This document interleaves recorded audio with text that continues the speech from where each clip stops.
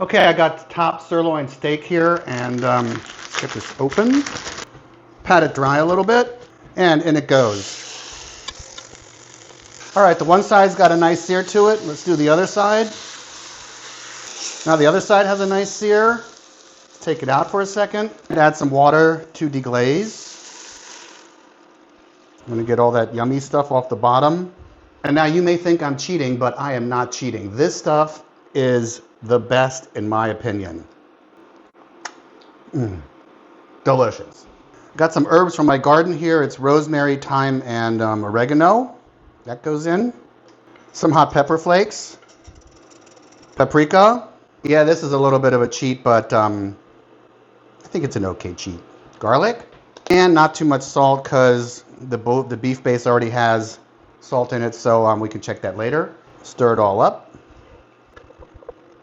The beef goes back in with the juices. Now I'm going to bring this back up to a simmer. And I think you can see it. The beef is not completely covered, so this is a braise. And the lid will go on, and it'll be fine. Okay, on goes the lid. And into a 350-degree oven for about 2 to 3 hours.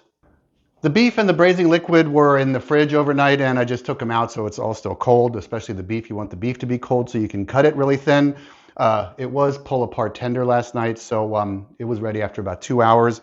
The braising liquid goes into a pot, and then I'm going to warm it up to about 140 degrees. I'm going to set this aside, get the knife super sharp, get rid of the fat, and cut it super thin. Now the beef goes back in the braising liquid. Now I'm going to heat it up to about 140 degrees. I'm making my own giardiniera sauce. This is not authentic, but this is what I've got right here, and this is how I'm going to make it. So, some pickled red onion, some pickled jalapeno,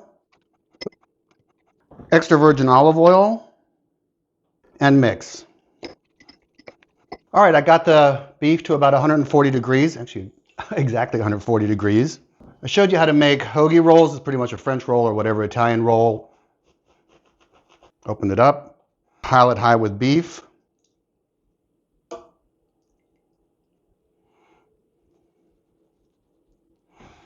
Some of my giardiniera, and then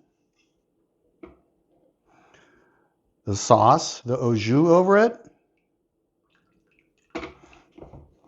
Liberally, and then, oh boy, that is really good.